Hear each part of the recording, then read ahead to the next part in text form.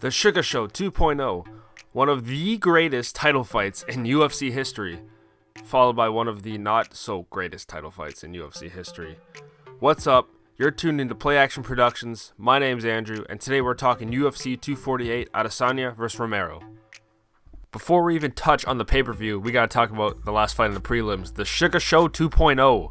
Sean Sugar O'Malley came back from 2 years layoff of injuries and weird USADA stuff, and he looked better than ever. He called himself the 2.0 Sugar Show, and it's truly unbelievable. The guy is so perfect in the way he has that open karate stance with no karate background, because his power comes from his speed, and his speed is next level.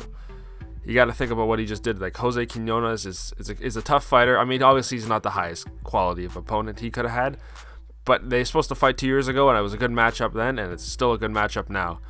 That first round knockout, you can clearly see like Jose had that pressure on him, and he could fight going backwards. Sean was unbelievable dealing with the pressure, that kick and the uppercut after to follow it. Unbelievable how his techniques with that speed is like, I don't know how you stop this guy. His grappling's gotten a lot better, so he says. He was on the grappling show Quintet a couple months ago. Did pretty well there, so it's exciting future for him in the 135-pound division. I hope he gets in there quick. No more layoffs. Let's see the Sugar Show 2.0.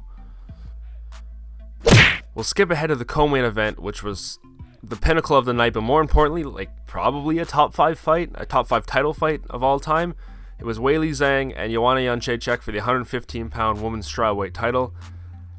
And I don't even know where to begin. If you asked me to describe this fight in one word, the word would be pace. Now, Weili defended her title 48-47, 48-47, 47-48 split decision over Joanna. Not mad about that. It could have gone either way if you watched the fight. If you didn't, let me break it down for you a little bit. The pace these ladies kept up for 25 minutes will blow your mind.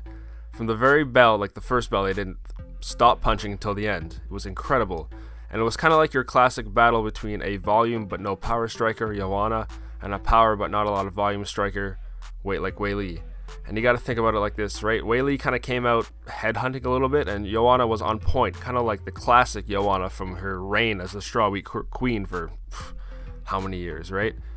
JJ just, got worried about the counters a little bit in the first round, kind of slowed down, and she was only throwing these half-ass strikes, not even like she was feinting. It was above a feint, but before an actual land. It was kind of weird. And as the rounds progressed in the middle, you could see Weili was getting a little tired, a little gassed, and JJ just kept going and going.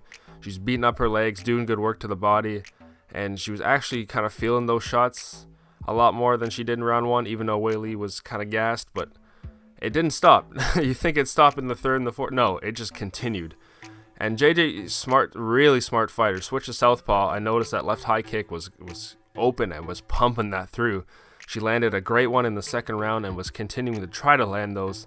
No real success, but it gave, Weili something else to think about. Get to the fourth round, and it looks like JJ didn't fight at all, but it also looks like Weili got that second gas, or I should say the second wind. Reminds me of the Conor Nate Diaz fight too, where Conor was gassed, getting mucked, and then came back with that wind. And it was incredible because round 4, Weili's never fought this many rounds. She says she trains 10-minute rounds, whatever she says. Everyone says stuff like that. But she had that power still there. And when I tell you that Joanna's forehead was swollen, she looked like this character I'm putting on the screen right now. Like, I feel bad. She's going to have a rough couple months probably recovering from that. You get to round 5, and at this point, it's really anybody's fight. Whoever wins this round is probably going to win the fight. And one left hook from Weili straight up broke Joanna's nose. You can literally see her nose go crooked after one left hook. It was incredible.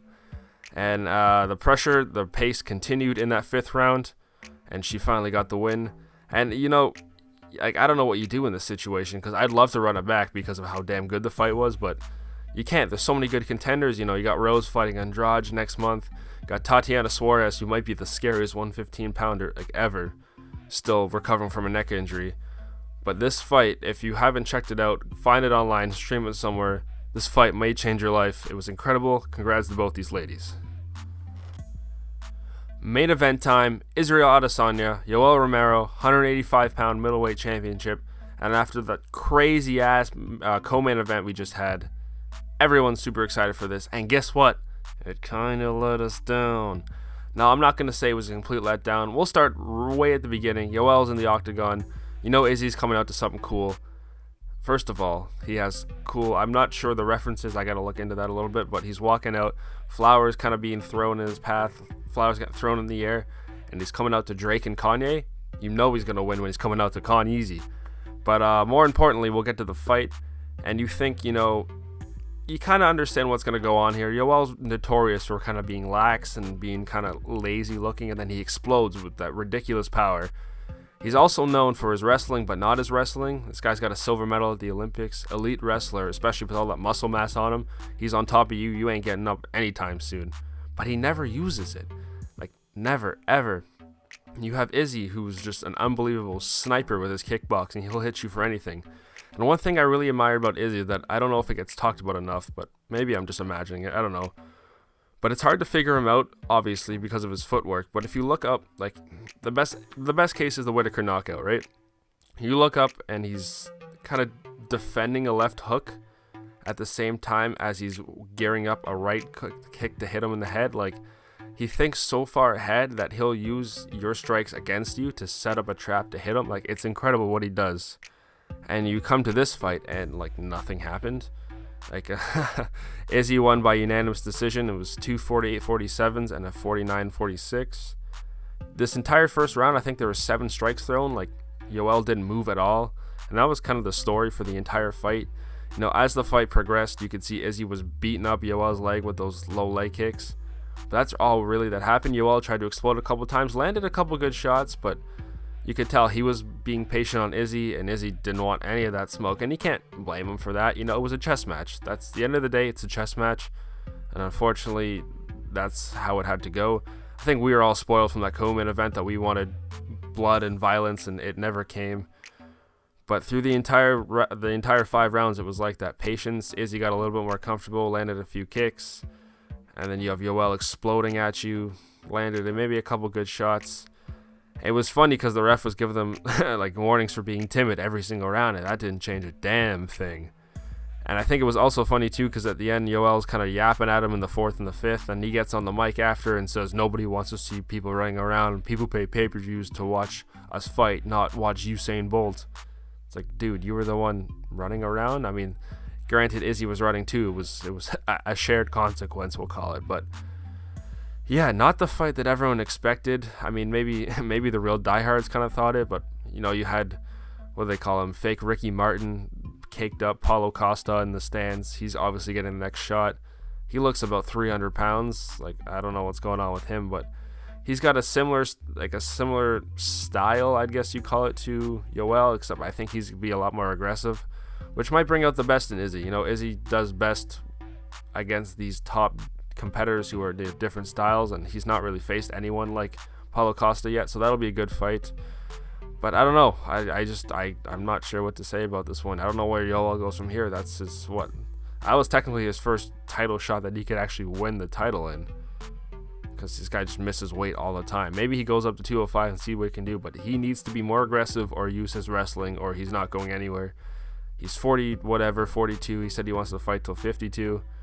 That's on him, but I mean, I guess hats off to Izzy. He did pretty well. He was smart. He got out healthy. Yoel got out healthy except for his leg. They're both going home to their families, so that's good. Not a super exciting fight, but it's still a good way to end the night, I'd say. Well, if you stayed this long and listened to me ramble about UFC 248, I appreciate you doing so. Great performances from guys like Sean O'Malley. I mean, Beneil Dariush had a great knockout after sitting on a guy for an entire 5-minute round. Co-main event was probably going to be the fight of the year, if I'm being honest. And the main event was, yes, moving on. We got a lot of good fights coming up. I mean, next week you got Kevin Lee and Charles Oliveira. You got T. Woodley and Leon Edwards coming up. Ngannou fights. I think Pitbull fights next week too. And then, of course, in April, next pay-per-view is Ferguson and Khabib. Everyone knock on wood that actually happens. But thanks for watching this one. Any suggestions or anything you want to talk about, UFC related, leave a comment down there. Check out the other video about John Jones and Dominic Reyes. And we'll talk to you in the next one.